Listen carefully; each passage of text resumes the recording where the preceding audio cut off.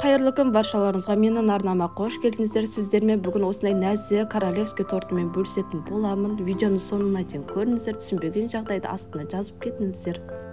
Бұл торттың ерекшелігі 3 түрлі корж болады. Макпен, шоколадный корж және грецкий орех қосылған корж. Өте жұмсақ болып шығады. Алдымен қантымызды жұмыртқамызды салып 7 минут миксерлейміз.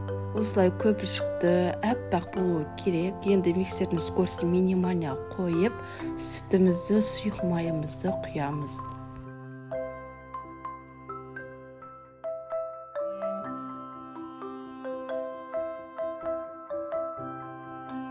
Ұнымызға разрыхителді қосып араластырып аламыз. Бір қасықтап салып отырамыз.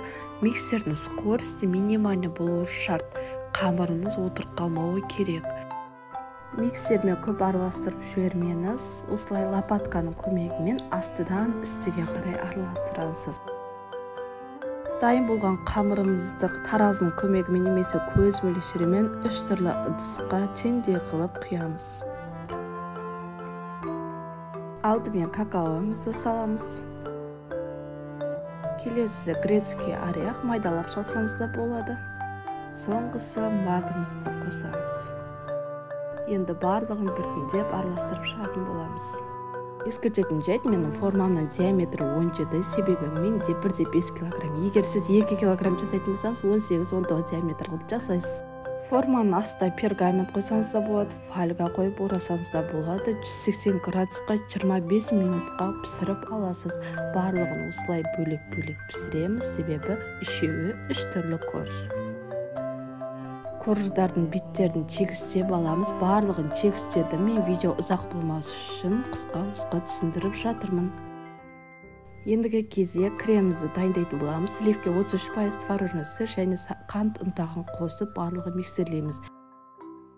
Сіздер корждарын сулы болған қаласаңыздар, қант пен суды араластырып жақсаңыздар болады, немесе сүтті араластырып жақсаңыздар болады. Сол кезде корждарын сулы болады. Дайын болған кремімізді кондитерлік мешокқа салып алып, кремімізді шашамыз. Бірден де формаға салып жинасаңыз да болады, немесе осылай тегістеп алып, сосын форма кигізсеңіз де болады.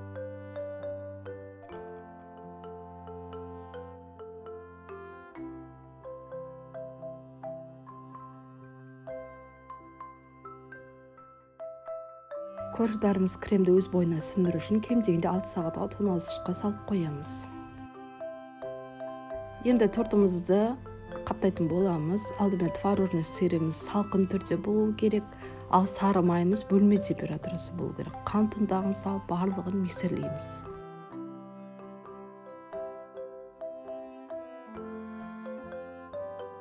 Мен кремге қызғылт түсті бояушты қостым. Сіз қоспасаңыз да болады, әркімнің өзінің қалауы. Дайын болған кремімізді кондитерлік мешокқа салып, кремімізді жағамыз. Сол кезде креміміз бір тегіс болып жағылады.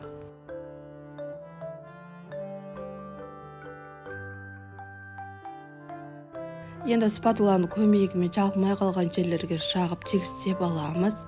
Шпателімізді қолданамыз. Егер шпатель жоқ болған жағдайда линейканы қолдансаңыз болады. Бастысы теп-тегіс болуы керек тортыңыз. Мінеке королевский тортымыз дайын болды. Өте нәзік болып сәндедім. Алдағы уақытта безеннің, шоколадный қояндардың, шарикелердің қалай дайындалу керектігімен бөлісетін боламын. Менің арнама тіркеле кетіңіз. Сіздермен бірге болған Асемай міндетті түрде дайындап көріңіздер. Барлығына ұнайды деген сенімдемін.